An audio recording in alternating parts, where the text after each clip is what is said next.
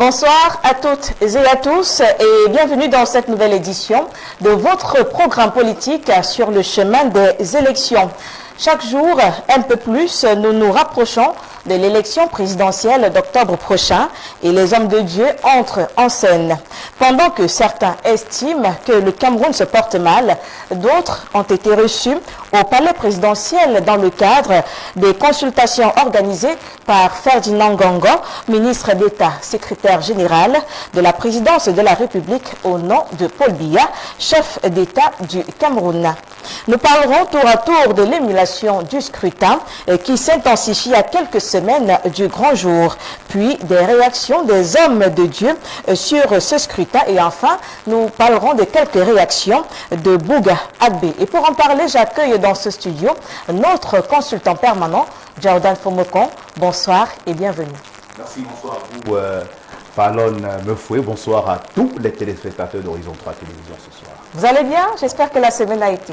Très bien, bon sourire est la démonstration de ce que... Voilà, je me porte, je ne dirais pas comme le Cameroun, mais il va bien. D'accord, super si vous allez bien. Et j'espère que nos téléspectateurs sont également bien installés et qu'ils se portent bien ce soir. Alors, première question, quelle ambiance règne au Cameroun à quelques semaines du scrutin d'octobre prochain? C'est une ambiance qui est mitigée du point de vue des postures des uns et des autres. Il y a d'un côté pour ceux qui sont au pouvoir une sorte d'effervescence qui est visible parce que là-bas, on est sûr qu'on va ratisser l'âge dans le cadre de l'élection présidentielle. Nous sommes en pleine période de vacances et lorsque vous parcourez les différentes villes du Cameroun, vous voyez les championnats de vacances organisés ici et là. Les noms de ces championnats sont assez illustratifs de l'assurance qui peut habiter certains responsables au niveau du parti au pouvoir.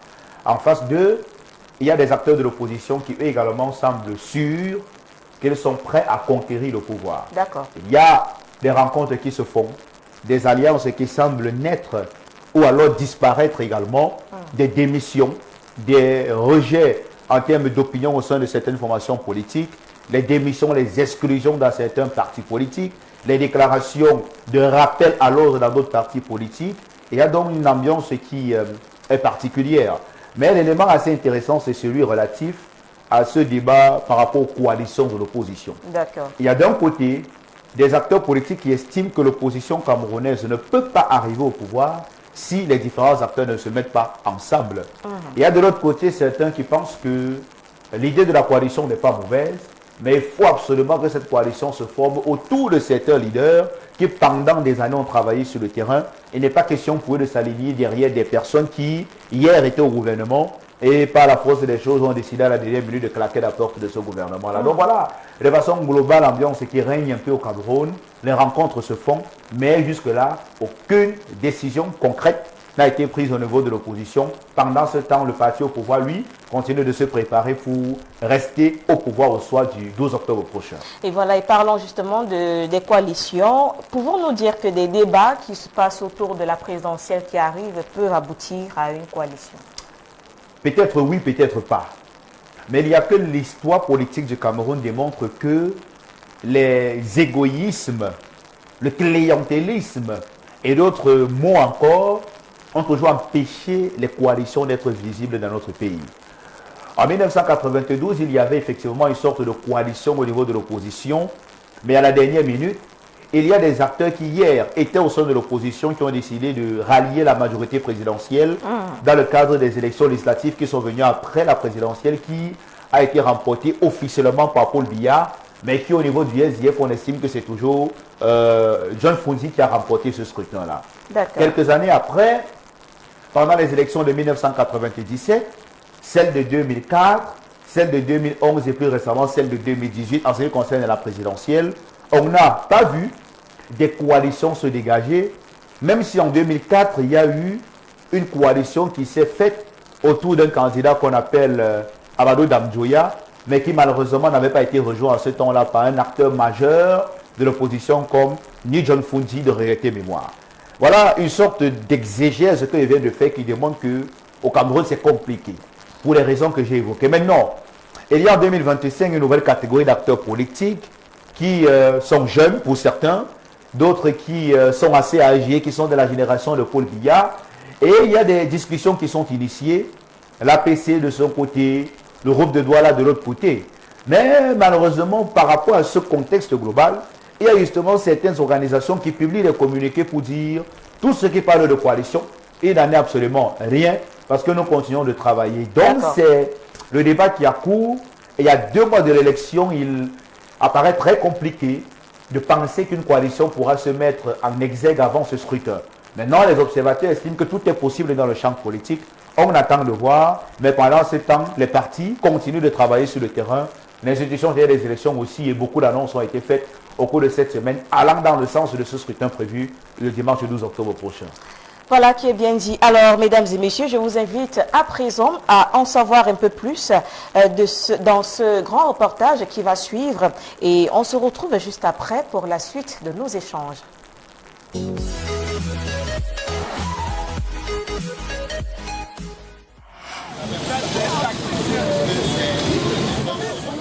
Dans les rues de la capitale politique du Cameroun, les populations continuent de vaquer sereinement à leurs occupations. Pendant ce temps, au palais de l'Unité, le ballet de personnalités se poursuit.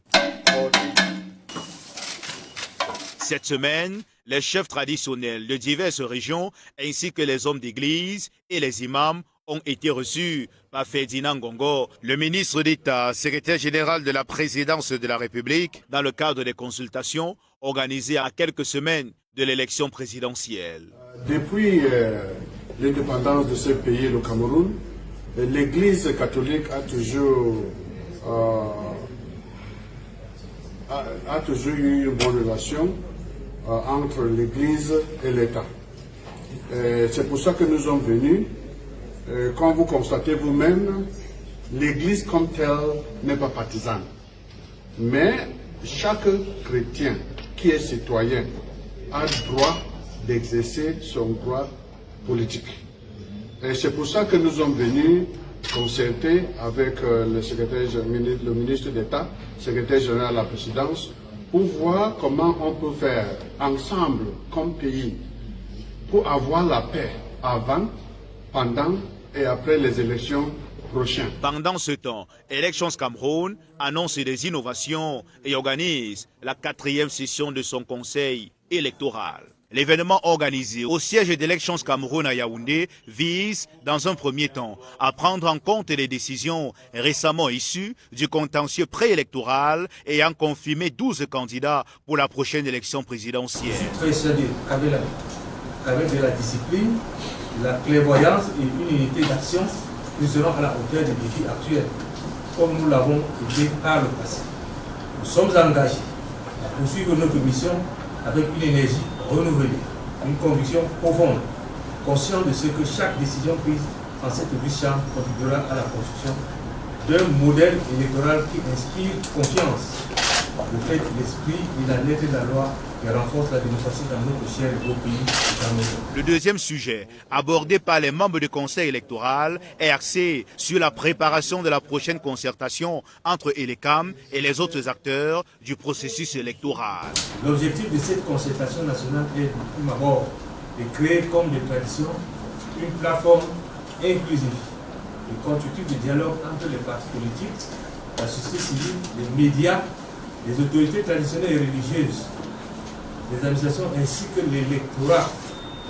Le but ultime est de garantir une élection crédible, sécurisée, inclusive et apaisée sur l'ensemble du territoire national, y compris dans les zones confrontées à des contraintes sécuritaires majeures.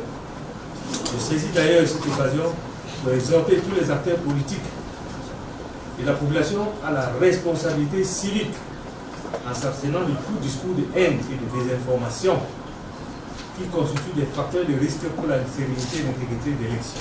Avant cette rencontre statutaire, ELECAM a lancé hier lundi un call center qui répond au numéro gratuit 1508 24/24. À travers ce contact, les Camerounais ont, selon Elections Cameroun, la possibilité de poser des questions relatives à la prochaine élection du président de la République. Des annonces faites pendant que sur le terrain, les actions politiques des différents partis continuent de s'intensifier avant le scrutin. Sur la place des fêtes de la ville de Massangam, le décor est à l'image de l'ampleur de l'événement. Ce samedi 9 août 2025, cette localité située dans le département du Noun accueille le chef de la délégation permanente régionale du comité central du RDPC pour la région de l'Ouest.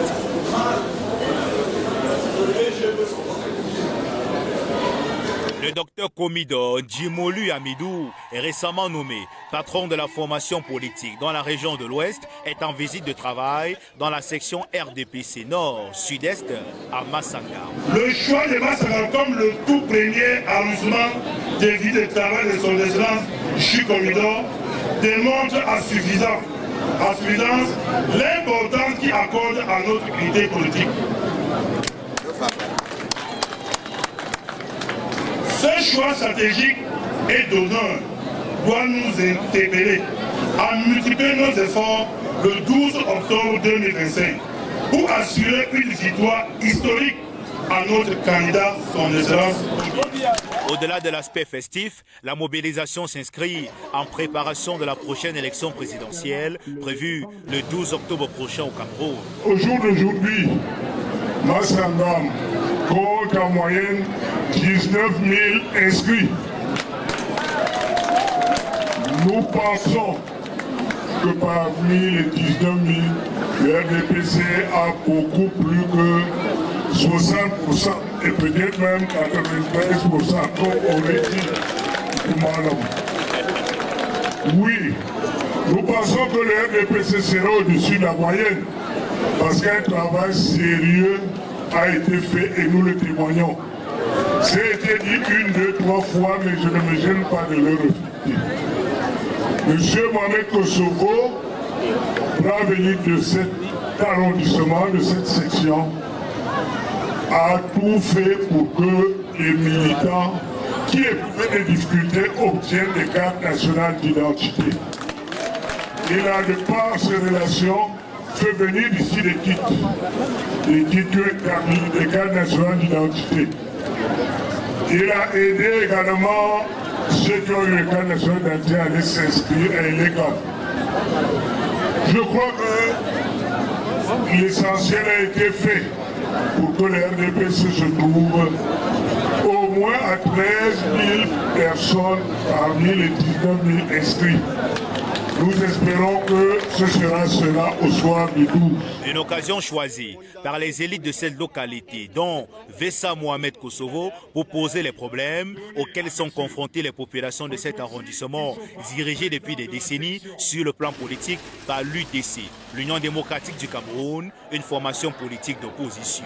Nous comptons sur vous pour transmettre fidèlement au chef de l'État, président de la République, notre candidat et notre grand champion, toute la gratitude profonde des ressortissants de l'arrondissement Massanga, tout en précisant que notre plus grande doléance reste le problème de nos routes qui sont dans un piteux état. Ouverture effective du second cycle au lycée technique de Massanga. Le bitumage de la route Massanga-Foudot. Voilà. La promotion des fils et filles de Massanga a de hautes fonctions de responsabilité. Mesdames et messieurs, la politique, bien que divisée, ne doit pas nous diviser. C'est l'occasion pour nous d'appeler nos frères et sœurs, militants d'autres partis politiques, à œuvrer pour un climat politique d'apaisement dans notre arrondissement. L'événement qui rassemble les militants et sympathisants du Rassemblement démocratique du peuple camerounais permet aux figures de ce parti de réaffirmer leur soutien à leur champion, le président Paul Biya. Qu'ils vous souviennent que notre pays vient de loin, et même de très loin.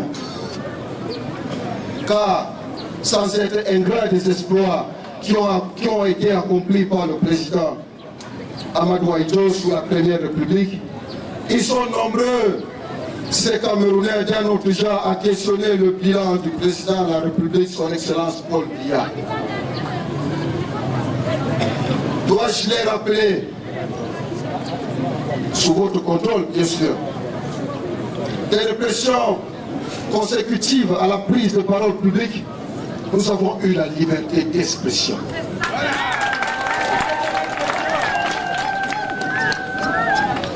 de l'époque du parti unique, nous sommes passés à la démocratie donnant naissance au multipartisme.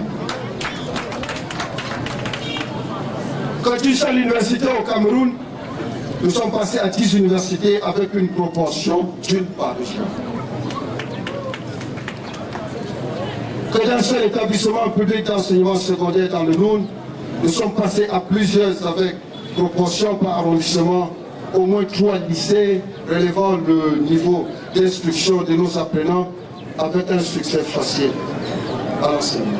Des déclarations entendues par l'invité du jour, commis de Djimolu Amidou, qui dit être prêt à transmettre le message tel que reçu.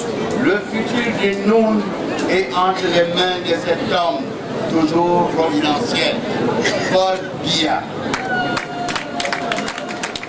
Toute personne mature dans les choses de la politique dira à tous que le seul bon choix, le choix de la raison, c'est de donner à Paul Biya l'occasion ultime de parachever son héritage.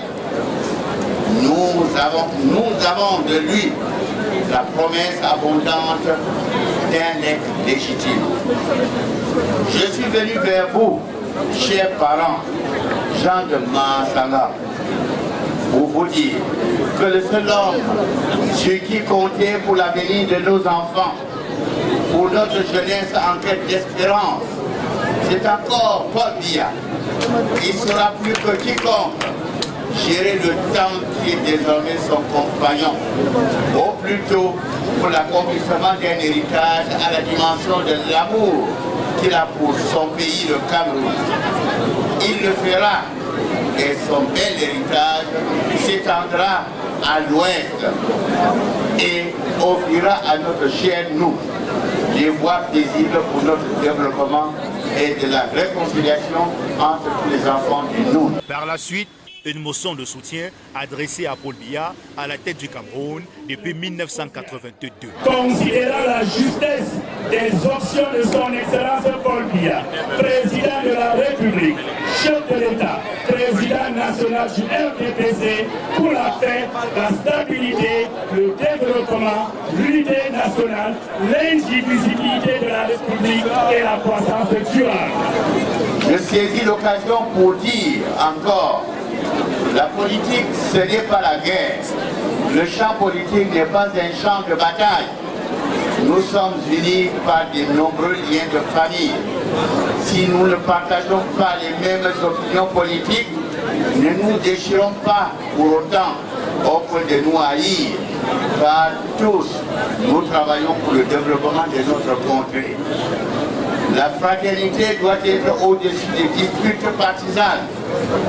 Je profite de l'occasion qui nous est offerte ce jour pour vous dire un mot aux militants et sympathisants de notre parti. Taisons nos égos, travaillons en synergie, jouons collectif et je vous promets que la victoire sera notre cadeau. Un cadeau, cette chaise royale, signe d'attachement aux idéaux du parti au pouvoir dans le pays, a été remis par l'élite dont le nom est sur les lèvres de la plupart des habitants de cette ville, Vessa Mohamed Kosovo. Donc ce qui m'a amené encore à une recherche encore plus. Symbole de réussite, symbole de cohésion sociale, un symbole de stabilité de notre cher et beau pays, le Cameroun. Ceci est le cadeau à son Excellence président Paul Biya que je lui adresse, passant par vous, en disant que ceci est le fauteuil que Massangam tout entier lui donne pour la victoire écrasante qui s'annonce le 12 octobre prochain. Et ceci, comme vous le savez, c'est une canne. Cette canne pour des personnes âgées. Nous savons que le président Paul Biya a des décisions importantes à prendre pour notre pays. Il a toujours su les prendre. Mais si la fatigue se fait sentir, il peut utiliser cette canne pour continuer à prendre ses décisions. Donc je vous donne ceci pour que vous transmettez à notre très grand champion pour les élections à venir. Des élections imminentes, la présidentielle dans exactement 2 mois dans le pays, ainsi que les municipales et les législatives qui vont se jouer ici à Massangam, entre l'opposition engagée à conserver ses postes et le RDPC prêt à conquérir le pouvoir local, ici dans le Noun, le plus grand département de la région de l'Ouest du Cameroun. Une envie de faire évoluer les choses, également perceptible à plusieurs kilomètres de là, notamment à Bafoussam, dans le département de la Mifi, où, plusieurs jours après, l'église catholique organise un pèlerinage. La paix étant ce sans quoi personne ne peut véritablement s'épanouir. Vous allez me dire que certains sont épanouis. Qui vous dit qu'ils sont épanouis?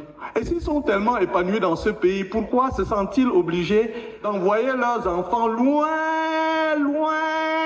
Pourquoi lorsqu'ils sont malades, se sentent-ils obligés d'aller loin pour se soigner? C'est la vérité. Et la vérité est. Et lorsqu'on est dans la vérité, on n'a même pas peur de mourir, non? Ce n'est donc pas par leur armée, car illusion que des chameaux pour la victoire. Une armée ne donne pas le haut. C'est pas moi qui le dis, hein, c'est la parole de Dieu, Psaume 32, verset 17. Ce n'est pas non plus par le molinex et le shérif, et que sais-je encore, ce n'est plus par le beau discours qu'on utilise pour manipuler et intimider, et quand les gens se taisent, on dit « Oula, on a gagné !» Qui vous dit que vous avez gagné? Nous sommes le jeudi 14 août 2025 à la cathédrale de Bafoussam. La paix protège le peuple, et le peuple protège la paix. Mais un peuple qui murmure, et murmure. Et nous sommes là pour dire de grâce que cela cesse. Car le murmure peut être source de mort. Que ceux qui seront appelés à compter les voix fassent un bon exercice. Et que ceux qui les envoient s'assurent qu'ils savent bien qu'on... Détourner le vote d'un individu, c'est le supprimer. Une déclaration s'inscrivant dans la dynamique de la lettre pastorale publiée le 8 août 2025 par Monseigneur Samuel Cléda. À l'intérieur du document qui fait écho au sein de l'opinion publique, l'archevêque métropolitain de Douala déclare, je le cite, que le Cameroun a besoin d'un nouveau paradigme et des hommes nouveaux pour sortir du bourbier où il se trouve.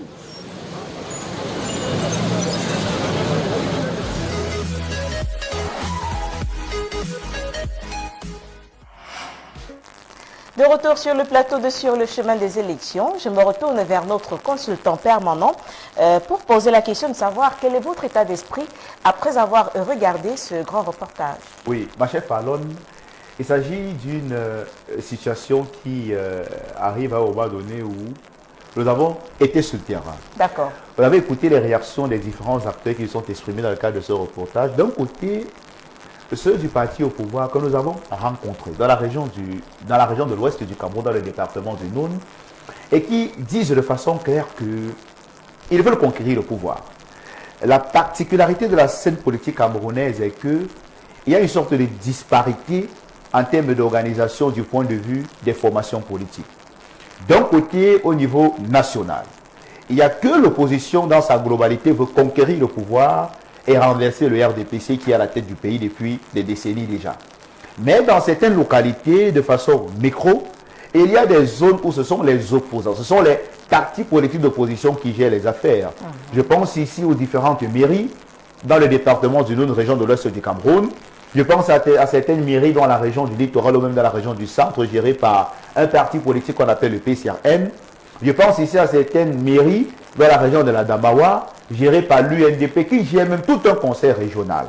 Et donc, dans le Noun, nous avons essayé de questionner certains acteurs. Il y a que là-bas, on se plaint que les opposants qui sont aux affaires n'ont pas fait grand-chose pour résoudre les problèmes auxquels sont confrontées les populations. D'accord. Il y a les problèmes d'infrastructures routières. Il y a les problèmes d'infrastructures en termes d'écoles. Il y a les problèmes d'infrastructures en termes d'hôpitaux. Mais lorsque ces acteurs politiques de l'opposition, notamment ceux de l'UDC, l'Union démocratique du Cameroun, sont questionnés, ils expliquent que dans le cadre de leurs activités, ce n'est pas facile pour eux d'obtenir les crédits venant de l'État central, notamment les différents départements ministériels, d'obtenir des contrats allant dans le sens de la réalisation des projets qui sont les leurs tels que fixés dans le cahier de charges qu'ils ont présenté aux populations. D'accord. Ils justifient la situation en disant qu'ils sont des acteurs politiques de l'opposition et ce n'est pas facile pour les autorités du RDPC, même si elles sont les acteurs de l'administration, de leur apporter des subventions, alors de faciliter l'octroi de certains crédits pour la réalisation des infrastructures. Mais qu'à cela ne tienne, la situation visible sur le terrain est que les populations dans ces localités souffrent le martyre, comme on le voit dans le département du Nord, notamment à Massagam, où le RDPC dit être prêt à renverser la vapeur et apporter des solutions concrètes aux problèmes auxquels sont confrontées les populations. Et maintenant, il y a également dans le cadre de certaines actions de ces acteurs sur le terrain, on se rend compte qu'il y a des critiques qui sont faites avec les méthodes qui sont utilisées pour obtenir certains objectifs. Et c'est la raison pour laquelle il y a donc beaucoup de divergences en termes d'opinion. Mais le Cameroun est un pays qui, sur le plan politique, en termes de représentation, fait face à des disparités et les comportements méritent d'être analysés au cas par cas. Il y a des opposants dans certaines zones qui travaillent très bien, mais il y a des opposants dans certaines zones qui ne font pas grand-chose pour le bien des populations, comme il y a des responsables politiques du parti au pouvoir qui travaillent extrêmement bien sur le terrain, mais il y a également d'autres acteurs qui, leur mandat ne leur a permis de rien faire du tout, et surtout les populations sont mal usées et désœuvrées dans ces localités. Alors, parlons de cette innovation et l'ECAM qui a mis sur pied un numéro vert gratuit pour la présidentielle. Qu'est-ce qu'on peut dire par rapport à cela? Oui, ma chère Fallon, c'est le 1508, ce numéro vert. Oui, je le notais encore pour ne pas l'oublier, parce qu'il est important pour les téléspectateurs qui nous écoutent, qui nous regardent, de maîtriser ce qui se passe. Elections Cameroun indique qu'il y a une série de questions que les Camerounais se posent. Il y a des informations que les Camerounais souhaitent avoir dans le cadre du processus électoral. Et il y a des détails qu'ils aimeraient avoir sur l'attitude adoptée face à telle ou telle situation. C'est la raison pour laquelle, en tant que l'instance fêtière, on utilise beaucoup cette expression dans le monde du football, en tant que l'organe officiel censé organiser les élections au Cameroun, et l'ECAM a indiqué qu'il est donc important pour les Camerounais d'avoir accès à toutes les réponses qu'ils souhaitent dans le cadre des interrogations qui sont les leurs. C'est à cet effet que ce numéro vert disponible a été mis sur pied. Numéro vert, ça veut dire numéro gratuit. Donc tous les Camerounais qui nous écoutent ont la possibilité, à travers leur téléphone, d'appeler ce numéro et d'avoir des réponses claires aux questions qui sont les leurs 24/24. Maintenant, quelques critiques ont déjà été formulées sur est-ce que le numéro sera disponible 24/24, est-ce qu'il fonctionne 7 jours sur 7, et etc. Est-ce qu'on ne va pas assister à un scénario comme celui de certaines sociétés de téléphonie mobile où on vous appelle, on vous met en attente pendant des heures et des heures. Alors que vous êtes fatigué d'attendre, vous finissez de raccrocher vous-même sans le vouloir. Donc voilà les interrogations qui sont disponibles sur la question. Mais l'ECAM à son niveau rassure que tout sera bien fait. Et c'est d'ailleurs le sens qui a été donné à la 4e session du conseil électoral de cette organisation, organisée cette semaine, au cours de laquelle on a pris acte de la décision du Conseil constitutionnel par rapport à la liste définitive des candidats, 12 sur la ligne de départ, et l'ECAM qui dit travailler afin que le scrutin se passe sans aucun problème, en toute objectivité, en toute impartialité. Maintenant, est-ce que cela sera visible sur le terrain? Les acteurs politiques de leur côté sont en train de recruter les scrutateurs, chose qui va leur permettre de surveiller le vote, et le travail sera assez intense au soir du 12 octobre prochain. Voilà, espérons que tout se passe bien avec ce numéro vert. Maintenant, parlons de cet homme de Dieu, Monseigneur Samuel Cléda, qui a fait une sortie. Mais quel impact cette sortie pourrait-elle avoir dans l'élection présidentielle? L'impact, il est déjà visible, ma chère Fallon. C'est qu'il s'agit d'un homme de Dieu qui a décidé de faire une sorte d'autopsie de la société de façon assez réaliste. Il estime qu'il y a beaucoup de choses qui ne vont pas au Cameroun. Et plusieurs axes majeurs ont été explicités dans le cadre de sa déclaration, de sa lettre pastorale qui fait d'ailleurs le tour des médias. Il estime que la corruption au Cameroun elle est généralisée. Il pense que les infrastructures routières sont dans un piteux état. Il estime également qu'il faudrait que les autorités se réajustent du point de vue démocratique parce qu'il pense que la démocratie camerounaise elle est dévoyée. Si on prend ces cas un par un avec quelques explications assez rapides, au chapitre de la corruption généralisée, il est de notoriété publique au Cameroun et sont nombreux les jeunes qui, après l'obtention de leur diplôme dans les écoles, n'arrivent pas à accéder à des grandes écoles en raison de l'opacité qui existe dans le recrutement de ces différentes écoles-là. Comment est-ce qu'on fait? Comment est-ce qu'on fait pour être recruté dans certaines entreprises publiques et parapubliques au Cameroun? A-t-on déjà aperçu quelque part un communiqué ou alors une annonce de recrutement qui indique les pièces à fournir pour obtenir tel ou tel poste? On n'a pas vu. Il y a même certaines bourses au Cameroun où vous avez un communiqué qui est publié une semaine après que la date butoir de l'octroi de la bourse est déjà passée. La question donc c'est comment est-ce que les autorités font pour avoir des informations, même celles qui concernent les structures internationales, sans informer les Camerounais. Kineda estime qu'il s'agit de la corruption généralisée. À côté de cela, il pense aussi que les infrastructures routières sont dans un piteux état. Il y a de cela quelques jours, depuis quelques semaines, dans la ville de Yaoundé, les autorités ont amorcé certains chantiers. Il y a même tout un communiqué publié par le maire de la ville qui annonce qu'il y a d'autres chantiers qui vont démarrer, créant des embouteillages un peu partout dans la ville. Des travaux qui ont été félicités d'un côté, mais qui reçoivent des critiques venant des Camerounais, qui se demandent s'il ne s'agit pas des routes de la campagne électorale. Certains Camerounais l'ont exprimé. Et donc, cette situation remet sur la table le débat relatif à la vétusté de nos infrastructures routières, où vous ne pouvez pas faire l'axe lourd entre Yaoundé et Douala, sans être secoué par les secousses sur cet axe routier-là. Quand vous faites Douala-Kribi, c'est très compliqué. Ne parlons pas de la route entre Moura, Dabanga-Pousseri, ou alors celle entre Maroua et Mokolo, ou Maroua et Pousseri. C'est compliqué. Et donc les infrastructures routières sont dans un piteux état. Et depuis quelques jours, les vidéos qui nous viennent de Douala, au niveau des quartiers comme Dokoti, Makete, Misoke ou encore Bonaberi, c'est très compliqué là-bas. Que font les autorités pour résoudre le problème? Monseigneur Samuel Kleda est très énervé par rapport à ça. Et puis, il parle aussi de la démocratie dévoyée. Il faut dire qu'aujourd'hui, le Cameroun est divisé entre une partie de la population qui soutient les autorités et estime que le Cameroun doit fonctionner. Mais une autre partie de la population qui est très en colère en raison du rejet de la candidature d'un acteur de poids qu'on appelle Maurice Kamto. Ces Camerounais pensent donc que le Cameroun n'est pas dirigé normalement et que le Conseil constitutionnel est une institution qui est inféodée par le pouvoir. Ils estiment qu'on ne devrait pas, sur la base légale, accepter la candidature d'un responsable politique comme le président Paul Biya et rejeter la candidature de Maurice Kamto, même si Eleka va clairement expliquer que les raisons qui ont amené les deux acteurs au Conseil constitutionnel étaient différentes. D'un côté, on a parlé de pluri-investiture et de l'autre côté, on a parlé de manque de lettres d'investiture. Mais beaucoup de Camerounais sont en colère par rapport à ça et Monseigneur Samuel Kleda estime donc sur la base de ces quelques éléments que la démocratie est dévoyée et c'est la raison pour laquelle le Cameroun est donc là dans la situation où il se trouve et il invite les acteurs à un sursaut et il invite les Camerounais à faire un choix éclairé dans le cadre du scrutin qui est en train d'arriver. Et vivement que les prières montent vers le Créateur pour que les choses s'améliorent au Cameroun. Alors, sans plus tarder, je vous invite à regarder les réactions des hommes de Dieu sur le scrutin d'octobre prochain et on se retrouve juste après.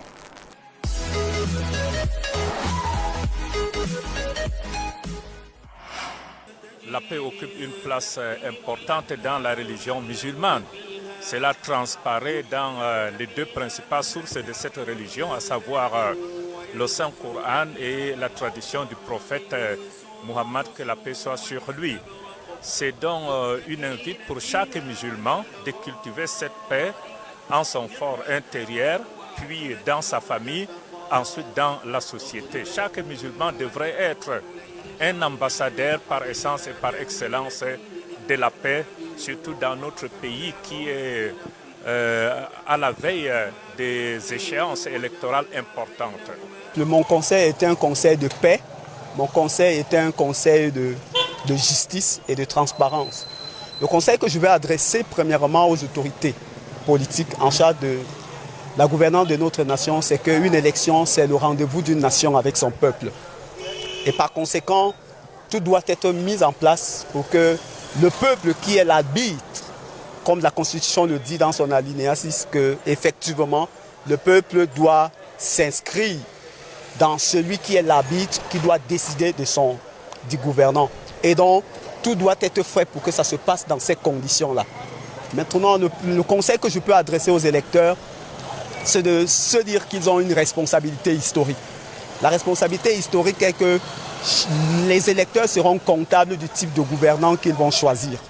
Donc, s'ils décident de choisir en étant conscients des enjeux de la gouvernance, parce qu'il faut dire que la décision d'un homme politique engage toute une nation, à qui plus encore un président de la République. Et donc chaque électeur devrait être conscient de cette responsabilité, devrait se dire que son vote engage son devenir, son vote engage l'avenir du Cameroun.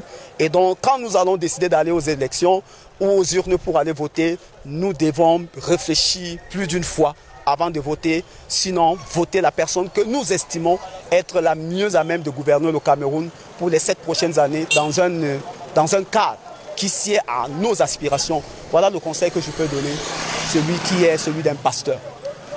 Habituellement, on organise des prières, mais cette fois-ci, c'est une prière assez spéciale.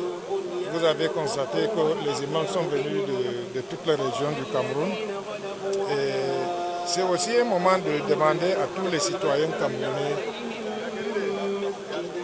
de savoir que c'est le seul pays que nous avons, c'est le seul pays que nous allons laisser à nos enfants.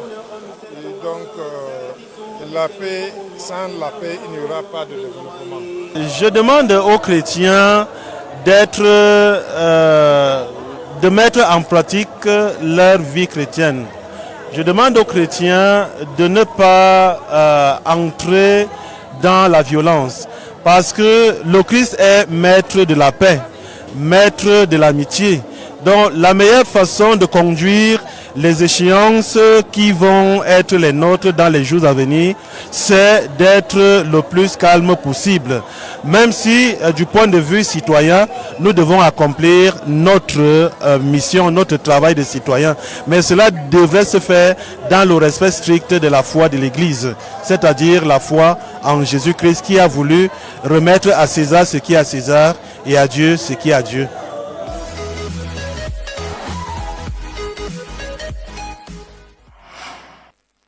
L'émission, c'est sur le chemin des élections sur Horizon 3 Télévision.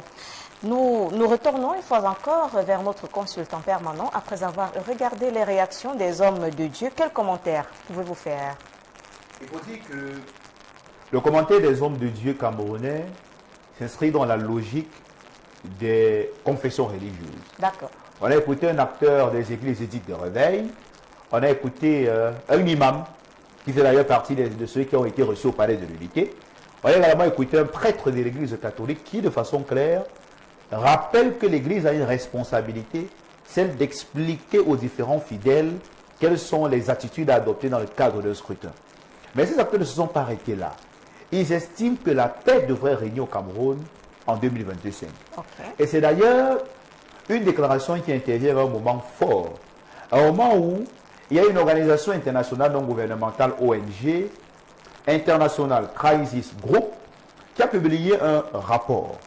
Un rapport dans lequel cette organisation, qui a longtemps publié des rapports sur le Cameroun avec les problèmes et la crise dans les régions du Nord, du Sud, c'est bien d'autres fléaux encore. Cette organisation estime dans son document qu'il y a des risques qui planent sur le scrutin du 12 octobre 2025 au Cameroun.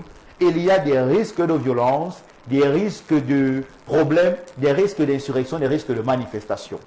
Et c'est l'une des raisons pour lesquelles vous avez par exemple vu, dans le cadre du contentieux préélectoral, les autorités camerounaises ériger des barricades quasiment partout pour éviter qu'il y ait des dérapages dans ce qu'ils ont qualifié de maintien de l'ordre préventif. Okay. Et à l'issue de ce contentieux, certains Camerounais ont été arrêtés. Quelques-uns ont récemment été libérés, mais d'autres ont vu leur garde à vue être prolongée, chose qui est vertement critiquée par certains acteurs de l'opposition, mais qui est expliquée par ceux qui sont de l'administration. Maintenant, quand on parle donc de ce rapport du International Crisis Group, il s'agit d'une alerte qui est donnée par une institution internationale qui a des informations et qui a des méthodes pour analyser certaines situations de façon prospective. Et les autorités camerounaises au courant de cela ont donc tout fait pour inviter les hommes de Dieu à faire en sorte que ces acteurs, dont les voix sont entendues par les fidèles, puissent être des personnes qui vont plaider la paix, prôner la paix et prêcher la paix. Et c'est la raison pour laquelle vous avez écouté les déclarations de ces acteurs qui estiment que le choix doit être éclairé Mais le respect des institutions doit également prévaloir. D'accord. Et il faut choisir la personne qu'on souhaite, mais en préservant l'intérêt général, en préservant la paix, en préservant le Cameroun. Et parlant justement des déclarations, je vous invite à écouter les déclarations du candidat Bouga Agbe et on se retrouve derrière.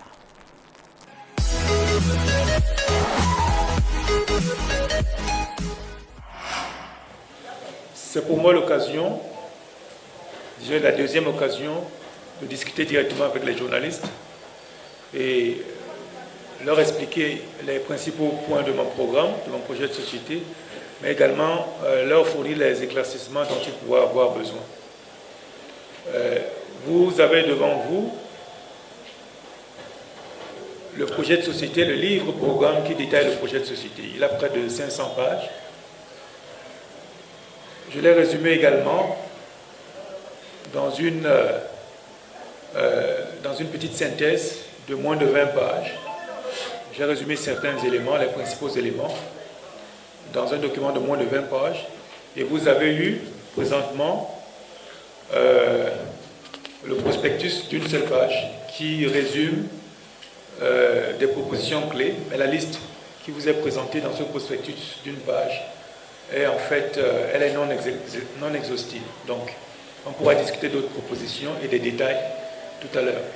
Pour ce qui est de la synthèse de moins de 20 pages, vous l'aurez là, vous avez des copies devant vous. Donc, j'aimerais commencer par un petit message à l'adresse de notre pays, de la nation camerounaise. Chers compatriotes camerounais, distingués membres de la presse, distingués invités, je vous remercie du fond du cœur d'avoir pris le temps de nous rejoindre dans cette conférence de presse. Donc, je suis Dr Jacques Bouga Agbe, économiste et agriculteur camerounais. Et comme vous le savez certainement, je suis également candidat à l'élection présidentielle du 12 octobre. Le 5 août dernier, c'est avec consternation que j'ai appris le rejet par le Conseil constitutionnel de plusieurs candidatures à l'élection présidentielle prévue le 12 octobre, y compris de compatriotes qui avaient de projets sérieux pour notre nation. Au-delà des personnes, c'est l'esprit même de la démocratie qui a été bafoué à mes yeux. Ce rejet de candidature était souvent fondé sur des motifs techniques discutables, ou sur des arguties juridiques qui masquaient mal une volonté manifeste d'écarter des voies alternatives dans un contexte où notre peuple réclame plus que jamais des choix libres, transparents et pluralistes. Je dénonce fermement cette démarche qui, au lieu d'élargir le champ démocratique, le restreint de manière dangereuse. La souveraineté appartient au peuple. La souveraineté appartient au peuple. Ce n'est ni à une institution, fût-elle constitutionnelle, ni à un cercle restreint d'acteurs politiques ou administratifs de décider de qui peut ou ne peut pas concourir à la magistrature suprême. C'est au peuple camerounais et à lui seul de choisir ses dirigeants à travers des élections ouvertes, inclusives et équitables. Je propose un certain nombre de réformes pour garantir ce principe fondamental de toute démocratie qui se veut sérieuse. On en reparlera tout à l'heure. Quand nous regardons l'évolution de notre pays depuis la restitution de son indépendance, une chose est évidente. Nous avons raté le tournant de 1960. Nous n'avons pas le droit de rater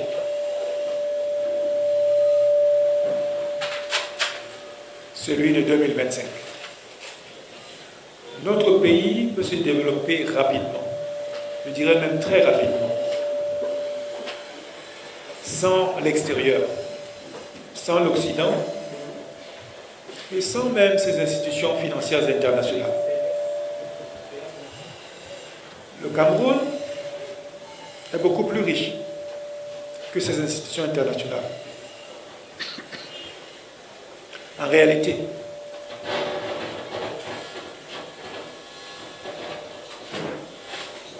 nous allons quémander de l'argent à des gens qui sont moins riches que nous. Ce comportement indigne doit prendre fin cette année. Notre pays a toutes les ressources humaines, matérielles et naturelles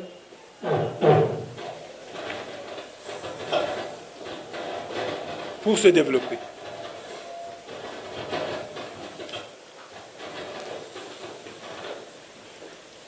Il faudra juste réorganiser la manière dont ces ressources sont utilisées. Je fais quelques propositions détaillées dans ce livre, Cameroun, proposition pour un nouveau départ, qui est déjà disponible. Il est à votre disposition. J'ai également fait quelques vidéos thématiques sur certaines de ces propositions.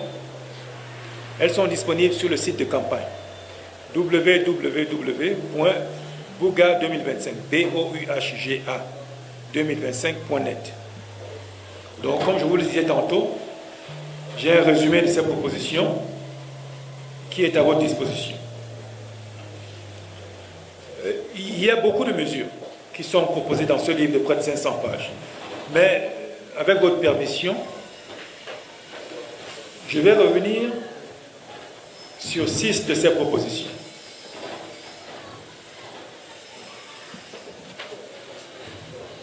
Sur la première, le financement de l'économie.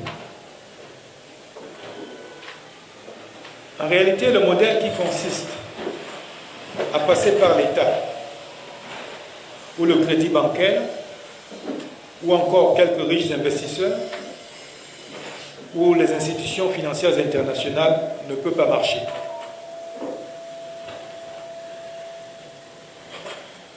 Il n'est pas adapté aux besoins d'un pays comme le Cameroun, où les besoins d'investissement sont très élevés, notamment dans le secteur de l'électricité par exemple, ou celui des routes. Les chiffres sont astronomiques. Pour l'électricité seulement, j'avais fait un petit calcul que je pourrais détailler plus tard. Nous sommes à près de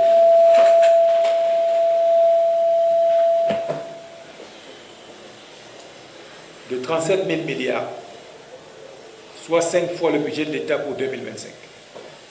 Pour les routes, juste pour atteindre les standards de la Banque mondiale qui sont à 0,5 km de route par kilomètre carré, il nous faut près de 220 000 milliards, donc 30 fois le budget de l'État. Donc les besoins sont énormes et le modèle de financement que nous utilisons présentement ne peut pas tenir. Il vaut mieux pour l'économie financer un projet d'1 milliard de francs CFA par exemple par 10 millions de personnes qui investissent chacune 100 francs que de financer le projet par un investisseur qui investit seul 1 milliard. Les retombées économiques du projet pour le pays ne sont pas les mêmes. Le Cameroun, comme d'autres pays en développement, s'est trompé en privilégiant le modèle d'1 milliard, c'est-à-dire un nombre restreint d'investisseurs, en lieu et place du modèle populaire que j'appelle modèle de 100 francs. Deuxième élément important pour le financement de l'économie, c'est le franc CFA. Il n'est pas à l'origine de nos problèmes, mais il nous a retardés énormément à cause de la parité avec l'euro qui ne donne pas suffisamment de flexibilité au financement de l'économie camerounaise et ne facilite pas l'ajustement de l'économie au choc. Je propose un nouveau système monétaire national qui sera basé sur une monnaie nationale et des monnaies privées. Sur le deuxième axe, l'emploi, je propose la création d'une plateforme électronique pour gérer le marché du travail disponibles dans les téléphones dont je parle, mais également des réformes pour faciliter la création d'emplois. On va en parler plus en détail tout à l'heure. Pour ce qui est de la protection sociale, je propose que notre système de protection sociale ait 5 piliers, basés sur 1. Les dortoirs, restaurants et orphelinats publics. 2. Les prêts sociaux d'un fonds spécial pour l'amélioration des revenus de la population. 3. Des prêts d'un fonds d'ajustement pour les personnes et les entreprises financièrement viables. 4. Des politiques spécifiques pour les femmes et les personnes handicapées. Et 5. Un mécanisme d'aide directe aux ménages à travers les téléphones. Sur le 4e axe, la santé, je propose que nous ayons un système d'assurance maladie qui va un peu au-delà de ce que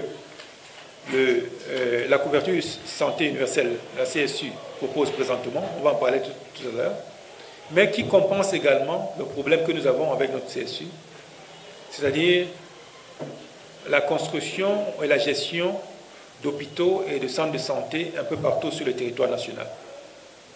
Pour cela, je propose que nous mettions sur pied une entreprise populaire dont on va parler peut-être plus tard pour construire et gérer ces hôpitaux et centres de santé sur toute l'étendue du territoire national. Le 5e axe, le plan et l'aménagement du territoire. Je pense que nous devons mieux exploiter notre position géographique exceptionnelle en mettant sur pied des infrastructures pouvant gérer 200 à 300 millions de personnes dans le contexte de la zone de libre-échange continentale africaine. Nous allons en parler peut-être en détail tout à l'heure. Ceci nécessite une répartition équilibrée de la population sur toute l'étendue du territoire. Et comment y arriver? Il nous faut au minimum une zone industrielle et un pôle urbain dans chacun de nos 58 départements. Je propose finalement au 6e axe une réforme profonde de nos institutions. Donc, permettez-moi de mentionner 5 éléments de cette réforme institutionnelle. Nous comptons mettre une Cour suprême indépendante, mettre sur pied une Cour suprême indépendante qui devra prendre le contrôle de tout le processus électoral, des inscriptions sur la liste électorale jusqu'à la proclamation des résultats. Les juges de cette Cour suprême seront nommés par le président de la République, mais ce choix devrait être confirmé par le peuple par voie référendaire. Et ces juges de la Cour suprême ne pourront être démis de leur fonction que sauf s'ils sont condamnés, par un jury populaire. Et seuls les jurys populaires pourront juger les juges. La Cour suprême aura le pouvoir de destituer le président de la République s'il viole certains articles de la Constitution, notamment ceux concernant les mandats présidentiels. Et le président de la Cour suprême devra assurer l'intérim de la fonction présidentielle en cas de vacance du pouvoir présidentiel et organiser de nouvelles élections dans les 90 jours suivant sa prise de fonction. Donc voilà un peu, en résumé, certaines propositions que je voulais partager avec vous, mais il y en a beaucoup d'autres qui sont dans le livre et qui sont dans le résumé. Et j'aimerais insister sur un point. Ceci n'est pas un rêve, mais un projet de société que je peux rapidement mettre à exécution. Il n'a pas besoin de soutien extérieur. Parce que je propose un nouveau modèle de financement de notre économie, avec un repli de l'État sur 5 secteurs, ce dont je viens vous parler. Le seul soutien dont il a besoin, c'est celui du peuple camerounais. Le peuple camerounais du Cameroun, mais également le peuple camerounais de la diaspora. Ce doit être un effort collectif, et ensemble, nous pouvons rapidement développer notre pays.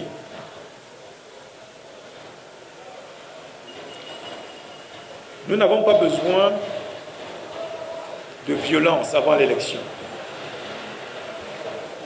Nous avons juste besoin de croire et d'appliquer ce fameux modèle populaire de financement, modèle de 100 francs, et de voter massivement en octobre.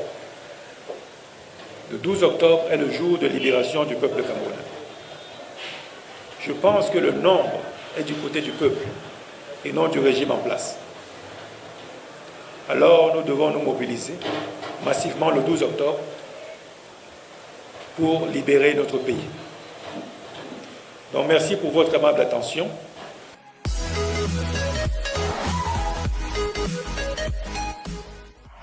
De retour sur le plateau de Sur le chemin des élections, nous avons écouté les déclarations du candidat Bouga Agbe. Alors, Jordan Fomokon, pensez-vous qu'il a des chances après avoir 83 dossiers de candidature. Ma chère Fallon, il s'agit d'un candidat qui a passé ce que je peux qualifier de tamis. Le tamis du Conseil électoral, le tamis du Conseil constitutionnel, et il fait partie des 12 acteurs sur la ligne de départ, sur les starting blocks dans le cadre de cette élection présidentielle. Okay. Il est un Camerounais dont la notoriété ne saurait être contestée. Il est à la tête d'un mouvement, un parti politique qu'on appelle, permettez que je lise ce parti, Mouvement citoyen national camerounais. C'est une formation politique dont beaucoup de personnes n'avaient pas peut-être entendu parler. Mais le parcours de l'homme est un élément à scruter de très près. Il est diplômé des universités américaines et françaises. Il est un haut fonctionnaire international après avoir passé des décennies au niveau du Fonds monétaire international. Il a évolué au sein de cette institution de Bretton Woods, qui on connaît les conditions dans lesquelles elle a été créée à la fin évidemment de la Deuxième Guerre mondiale. Mais il est quelqu'un qui a travaillé là-bas pendant des décennies, depuis 2002. Et donc Bouga Agbe dit de façon non exhaustive dans sa déclaration publiée cette semaine, où il présentait son programme durant une conférence de presse, il dit qu'il a les méthodes et connaît les mécanismes qui peuvent être utilisés par le Cameroun pour obtenir des financements à l'étranger pour permettre au pays de se développer. Il dit également qu'il faudrait qu'on multiplie les budgets, par exemple, pour la réhabilitation des infrastructures routières, parce qu'il estime que la base de notre développement, ce sont évidemment les routes. Et je terminerai par le fait que les autorités elles-mêmes le disent. Cette semaine, le ministre de l'Agriculture et du Développement Rural, par ailleurs ministre du Tourisme et des Loisirs par intérim déjà, Gabriel Bayrobé, il a déclaré lui-même au cours d'une conférence de presse relative au lancement de la 4e édition de la Fête internationale de la banane plantain, que sur les tonnes de bananes plantain qui sont produites au Cameroun chaque année, il y a au moins 40% de la production qui n'arrive pas sur le marché. Elle pourrit dans les champs. Cette partie de la production pourrit dans les champs parce qu'il n'y a pas d'infrastructure routière dans la plupart des bassins agricoles permettant de transporter la marchandise du lieu de production vers le lieu de consommation. Et donc, comment comprendre que nous sommes dans un pays où il y a tellement de terres arables, tellement de ressources naturelles, mais que les populations sont en situation d'insécurité alimentaire parce qu'il n'y a pas de route. Bouga Agbe estime donc que c'est la base. On devait commencer par là. Et c'est l'une des raisons pour lesquelles notre candidat, notamment Bello-Bois Baigari, avait également évoqué ce problème. Dans le cadre de sa déclaration, pas de campagne, mais de sa présentation de projet de société, en indiquant qu'il faut au moins 60 000 milliards de francs CFA pour la réhabilitation des infrastructures routières et la construction des routes au Cameroun. Maintenant, où va-t-il prendre de l'argent? Même Bouga Agbe, il dit qu'il connaît comment on cherche l'argent sur la scène internationale. Donc voilà ce qu'on peut dire. Il était important qu'on écoute et on fera tout l'effort de donner la parole à tous ces acteurs lorsqu'ils vont s'exprimer dans le cadre de leur déclaration en vue de conquérir le pouvoir au soir d'octobre prochain. Ok, octobre qui se rapproche tout doucement et octobre qui est un mois, je voulais dire assez particulier, un mois durant lequel nous invitons les citoyens camerounais à faire leur choix, c'est ça? Tout à fait, un choix qui doit être fait en toute objectivité et nous ne sommes pas là pour dire voter pour tel, ce n'est pas notre rôle, nous sommes là pour expliquer ce qui se passe, dire ce qui est fait et à chacun de juger à partir de ces éléments, de ses aspirations, de ses souhaits, ce qu'il compte faire dans le cadre des actions au soir d'octobre prochain. Merci d'avoir répondu à nos questions, Jordan. Merci beaucoup, ma chère Fallon. Merci d'être passé sur notre plateau. Merci à l'équipe de production. Merci à vous, chers téléspectateurs, d'avoir regardé l'émission. C'était un réel plaisir de vous servir ce soir. Je vous laisse en compagnie des programmes de Horizon 3 Télévision, tout en vous souhaitant de passer un excellent week-end. Bonsoir.